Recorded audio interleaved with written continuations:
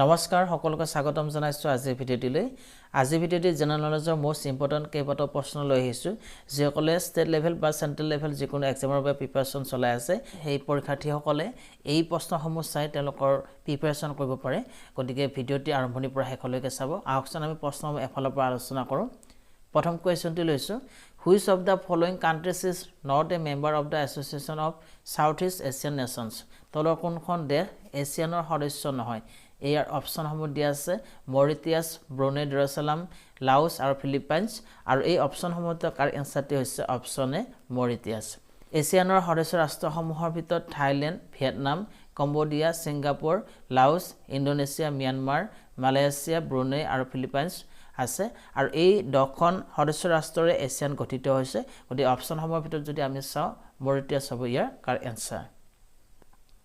Next question Who won the Asia Cup 2022 cricket tournament held in UAE সংযুক্ত আৰব আমিৰাতত অনুষ্ঠিত হোৱা Asia cup 2022 cricket টুৰ্নামেণ্টত কোনে জয়লাভ কৰিছিল ইয়াৰ অপচনসমূহ দিয়া আছে ইণ্ডিয়া UAE বাংলাদেশ আৰু শ্ৰীলংকা আৰু ইয়াৰ কাৰ এনসাৰটি হৈছে অপচন ডি শ্ৰীলংকা 27 আগষ্ট 2022 ৰ পৰা 11 ছেপ্টেম্বৰ 2022 লৈ অনুষ্ঠিত হোৱা এছিয়া কাপ 2022 ৰ ক্ৰিকেট টুৰ্নামেণ্টত শ্ৰীলংকাই পাকিস্তানক 23 ৰানত পৰাস্ত কৰিছিল আৰু এই খেলসমূহ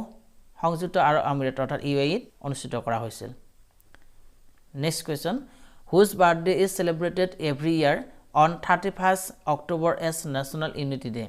কাৰ জন্মদিন 31 অক্টোবৰ তাৰিখটো প্ৰতি বছৰে ৰাষ্ট্ৰীয় একতা দিৱস হিচাপে পালন কৰা হয় অপচনবোৰ হৈছে অটল বিহাৰী বাজপেয়ী ইন্দিৰা গান্ধী সৰ্দাৰ বল্লভভাই পেটেল আৰু জৱাহৰলাল নেহৰু আৰু এই অপচনসমূহৰ কাৰেক্ট আনসাৰটি হৈছে অপচন সি সৰ্দাৰ বল্লভভাই পেটেল আৰু সৰ্দাৰ বল্লভভাই পেটেল হৈছে ভাৰতৰ প্ৰথমজন উপ-প্ৰধানমন্ত্ৰী আৰু লগতে ভাৰতৰ প্ৰথমজন গৃহমন্ত্ৰী আছিল Sardar Vallabhbhai Patel next question Where did PM Narendra Modi launch 5G services on 1st October প্ৰধানমন্ত্ৰী নৰেন্দ্ৰ মোদীয়ে এই বছৰৰ 1 অক্টোবৰ তাৰিখে 5G সেৱা ক'ত আৰম্ভ কৰিছিল ইয়াৰ অপচনসমূহ হৈছে সুৰাট মুম্বাই নিউ দিল্লী আৰু লক্ষ্ণৌ আৰু ইয়াৰ কাৰেক্ট এনসাৰটি হৈছে অপচন সি নিউ দিল্লী প্ৰধানমন্ত্ৰী নৰেন্দ্ৰ মোদীয়ে নতুন দিল্লীৰ প্ৰগতি ময়দানত 13খন চহৰৰ বাবে 5G সেৱা আৰম্ভ কৰিছিল next question Which country has recently emerged as the largest producer of sugar in the world তলৰ কোনখন অলপতে বিশ্বৰ সৰ্ববৃহৎ চেনি উৎপাদনকাৰী দেশ হিচাপে পৰিগণিত হৈছে অপচনবোৰ হৈছে চাইনা ইণ্ডিয়া ব্ৰাজিল আৰু থাইলেণ্ড আৰু ইয়াৰ কাৰেক্ট এনসাৰটি হৈছে অপচন বি ইণ্ডিয়া আমাৰ ভাৰতবৰ্ষ অলপতে বিশ্বৰ সৰ্ববৃহৎ চেনি উৎপাদনকাৰী দেশ হিচাপে পৰিগণিত হৈছে লগতে ভাৰতবৰ্ষ সৰ্ববৃহৎ উপভোক্তা হিচাপেও পৰিগণিত হৈছে আৰু ভাৰতবৰ্ষখন ৰপ্তানি দেশসমূহৰ ভিতৰত দ্বিতীয় সৰ্ববৃহৎ ৰপ্তানি দেশ হিচাপে পৰিগণিত হৈছে next question Who has been awarded the Nobel Prize in Medicine for 2022 কোনে 2022 বৰ্ষৰ মেডিচিনত নোবেল পুৰস্কাৰ লাভ কৰিছে অপচনবোৰ দিয়া আছে আৰু এই অপচনসমূহৰ কাৰেক্ট এনসাৰটি হৈছে অপচন এ স্ভান্তে পাবো নামৰ সুইডেনৰ এজন বিজ্ঞানীয়ে 2022 বৰ্ষৰ মেডিচিনত নোবেল পুৰস্কাৰ লাভ কৰিছে next question Which state won the first prize in the big states category in the Swachh Sarvekshan Gramin 2022? Swachh Sarvekshan Gramin 2022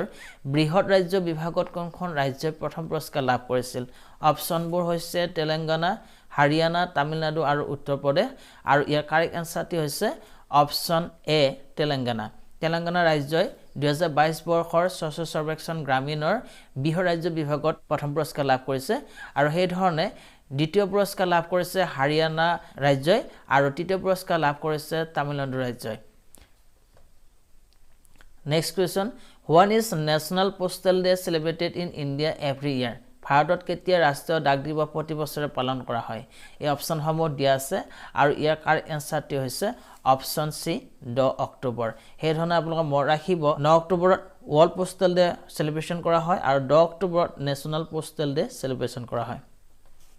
Next question President Draupadi Murmu inaugurated Param Kamrup supercomputer at which IIT institute ৰাষ্ট্ৰপতি দ্ৰৌপদী মুৰ্মুৱে কোনখন IIT ত পৰম Kamrup supercomputer শুভাৰম্ভ কৰিছিল অপচনবোৰ হৈছে IIT Guwahati IIT Delhi IIT Gandhinagar আৰু none of the above আৰু এই অপচনসমূহৰ কাৰেক্ট আনসাৰটি হৈছে অপচন এ IIT গুৱাহাটী গুৱাহাটীৰ IIT ৰাষ্ট্ৰপতি দ্ৰৌপদী মুৰ্মুৱে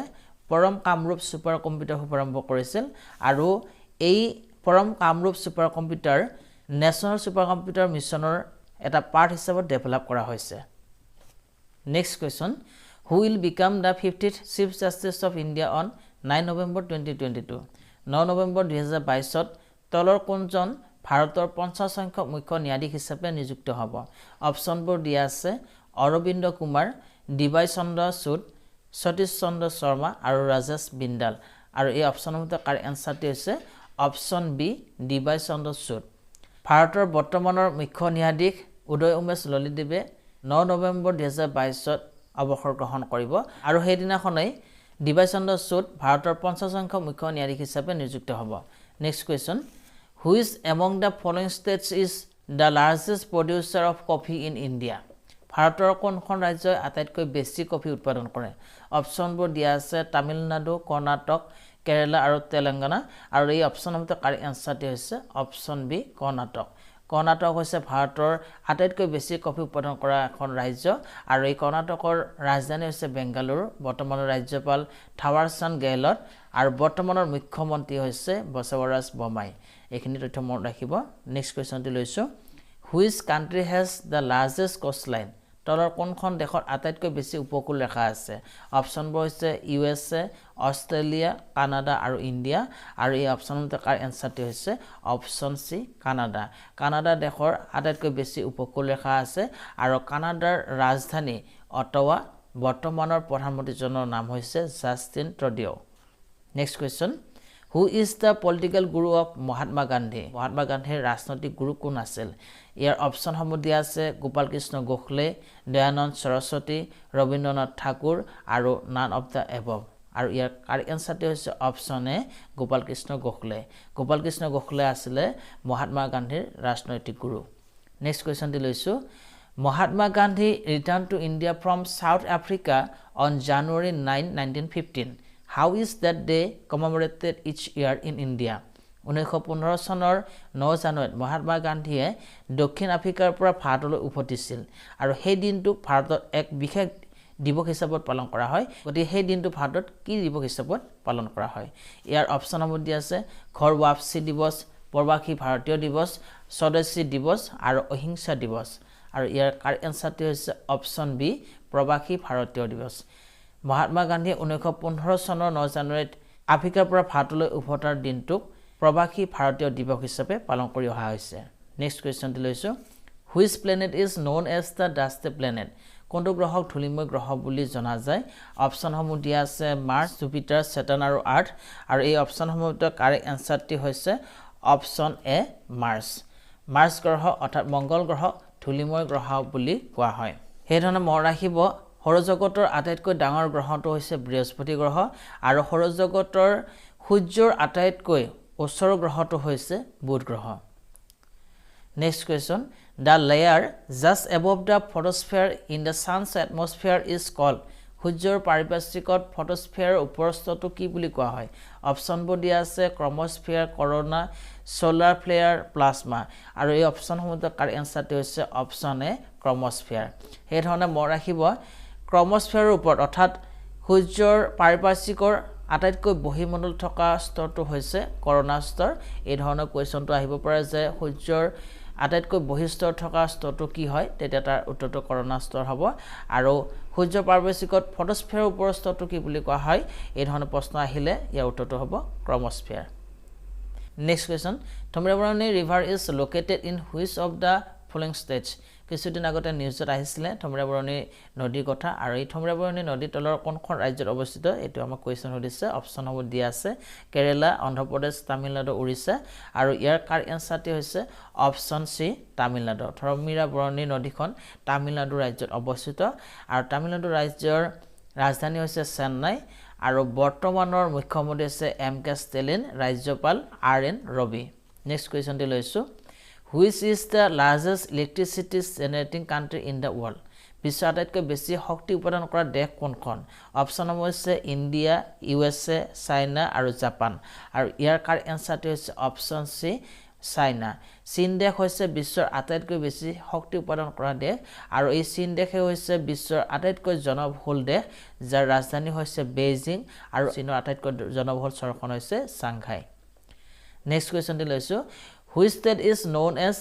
দেৱভূমি কোনখন ৰাজ্য দেৱভূমি নামেৰে জনা যায় অপচনবোৰ হৈছে নাগালেণ্ড জম্মু এণ্ড কাশ্মীৰ হিমাচল প্ৰদেশ আৰু উত্তৰাখণ্ড আৰু এই অপচনটোৰ এনসাৰটো হৈছে অপচন ডি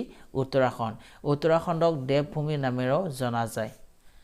আজি ভিডিওটি লাষ্ট কোৱেশ্চনটি লৈছো who was the first Indian to win a Nobel prize Nobel পুৰস্কাৰ লাভ কৰা প্ৰথম ভাৰতীয়জন কোন ইয়াৰ অপচনসমূহ দিয়া আছে সিভি ৰমন ৰবীন্দ্ৰনাথ ঠাকুৰ মাদাৰ টেৰেছা হৰগোবিন্দ খুৰানা আৰু এই অপচনসমূহৰ এনসাৰটি হৈছে অপচন বি ৰবীন্দ্ৰনাথ ঠাকুৰে হৈছে নোবেল পুৰস্কাৰ লাভ কৰা প্ৰথমজন ভাৰতীয় লগতে তেখেত প্ৰথমজন এছিয়ান যিয়ে নোবেল পুৰস্কাৰ লাভ কৰিবলৈ সক্ষম হৈছিল 1913 চনত আৰু তেখেতে গীতাঞ্জলি নামৰ কবিতা পুথিৰ বাবে 1913 চনত নোবেল পুৰস্কাৰ লাভ কৰিবলৈ সক্ষম হৈছিল আজি ভিডিওটিত ইমানে আছিল ভিডিওটি চাই যদি ভাল পাইছে লাইক কমেন্ট আৰু শেয়াৰ কৰিব লগতে চেনেলটি যদি নতুনকৈ আহিছে চেনেলটি যদি এতিয়ালৈকে সাবস্ক্ৰাইব কৰা নাই তেনেহলে চেনেলটি সাবস্ক্ৰাইব কৰি দিব আৰু কাষত থকা বেল আইকনটি ক্লিক কৰি নটিফিকেশন অল কৰি ল'ব যাতে এনে ধৰণৰ এডুকেশ্যন ভিডিঅ'সমূহ আমি আপলোড কৰাৰ লগে লগে আপোনালোকে লাভ কৰে আৰু লগতে এই ভিডিওটিৰ প্ৰশ্নসমূহ পিডিএফ আকাৰত আপোনালোকে যদি চাব বিচাৰে তেনেহলে এই ভিডিওটিৰ ডেসক্ৰিপচন থকা লিংকত গৈ আপোনালোকে পিডিএফ চাব পাৰিব একে নামেৰে আমাৰ ইনষ্টাগ্ৰাম চেনেল ফেচবুক আৰু টেলিগ্ৰাম চেনেল আছে গতিকে আপোনালোকে সেই ধৰণে জয়েন বা ফলো কৰিব পাৰে যাতে আমাৰ যিকোনো আপডেট আপোনালোকে আমি আপলোড কৰাৰ লগে লগে লাভ কৰে ধন্যবাদ